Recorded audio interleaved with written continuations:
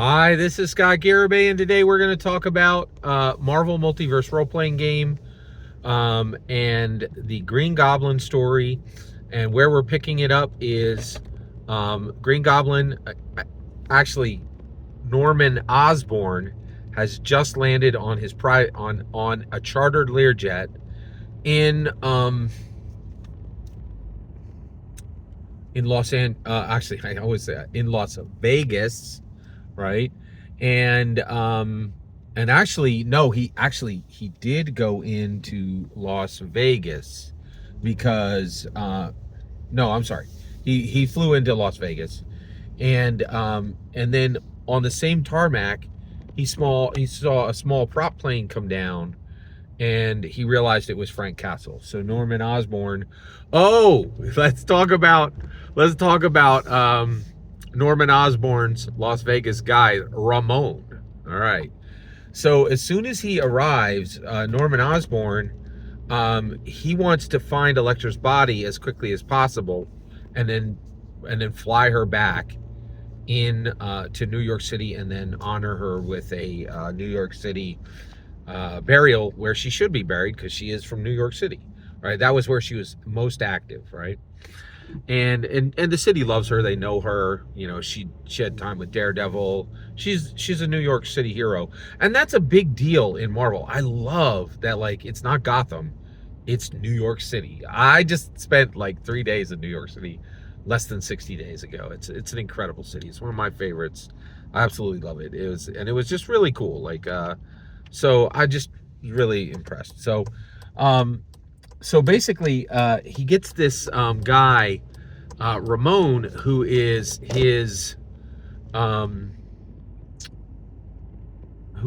Las Vegas guide, and Ramon shows up in a pristine slammed 1998 Honda CRX, and then begins to load everything up into the CRX, and then, you know, and Ramon is introducing himself and talking it through with Norman Osborn, and then Norman Osborn sees Frank Castle, and he's like, Ramon, I need you to get me across the tarmac. I got to talk to that guy.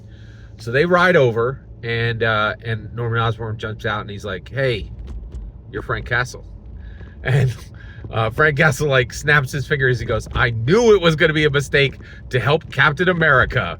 Now, for those who know, he's talking about Civil War. So at this point in our Earth 616, Civil War has already occurred, and this was one of my favorite parts of Civil War. Was during Civil War, everybody had to choose. They had to choose Iron Man or Captain America, and Captain America chose Punisher and brought him onto his side. I love that. I was like, that was so cool. Like, I was like, yeah, you know, Frank Castle's a veteran. Sure, he murders people. He's still a veteran. It was one of my favorite parts of Civil War. So it was really cool. I really enjoyed, you know, that aspect, and it was really awesome. I love that. So Norman Osborn's like, hey, you're Frank Castle, and he's like, man, it's, you know, and he said it's hard to keep a low profile when you've been traveling the universe, you know, fighting intergalactic evils. And of course, this is reference to, he has been, like, he's helped the Defenders, he's helped the Avengers. Like, you know, Frank Castle come along. He used to just kill drug dealers straight out, right? He's come a long way. I mean, he's thrown down with Dr. Doom at this point, right? So Frank Castle's come up, right? And so, you know, Norman Osborn's like, hey, you know, I'm Norman Osborn. I'm, you know, the head of Oscorp, and what are you doing here in Las Vegas, you know, Frank Castle? And Frank takes a beat, and he's like silent for a minute, and he goes, I came to kill Blade, right? So first of all, this, you know, I love that the Golden Player engaged with this hook, right? Because I had 3 hooks set up for the adventure, right? But this is and honestly, I have to say, I don't even know if this was the best one, right? But it definitely, you know, but one thing is, I really, you know, I love that I never know where these stories are going to go, because the Golden Player is genuinely innovative, and also really kind of sheds his skin, right? and just drops into the character, right? So and he really wants to see where the characters are going to go. It's very cool. I love it. So so he says and so Frank Castle's like, I'm here to kill Blade, right? So Norman Osborn's like, oh, well. And then Frank is like, what are you here for, right? And Norman Osborn says, well, I'm from New York. Oscorp is headquartered in New York. And I'm sure you know, but Elektra is a New York hero. And I'm here to get her body and bring her home and bury her with honor, right? And then there's like a persuasion roll, right? Like, and I actually made an ego roll for the Punisher, right? And the Punisher is massively swayed, right? Like by Norman Osborn's, got on a Learjet, flew across country, right? And said, I'm here to bury her with honor, right? And so, Frank Castle is a veteran. He understands the importance of being buried with honor, right?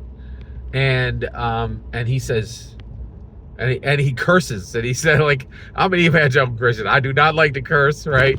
But Frank Castle, man, this dude's the Punisher, right? And by the way, the first comic I ever bought was a Punisher comic, right? I think I was 8. Like, I think it was in 1978. I'll have to check that on, but yeah, I think I bought it at like a 7-Eleven at a 7-Eleven in Wisconsin. It's wild. Racine, Wisconsin. Pretty wild. Anyway, so but I actually said what Frank said, and it was like, damn it. That's better than what I came to do.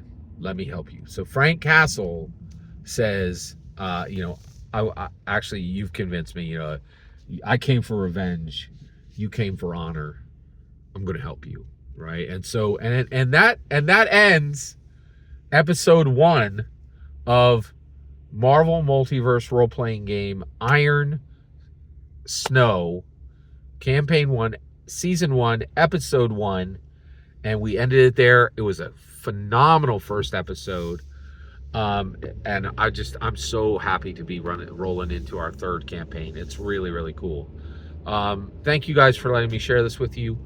Every single word you just heard is my humble opinion on Marvel Multiverse role-playing game Iron Snow, season 1, episode 1.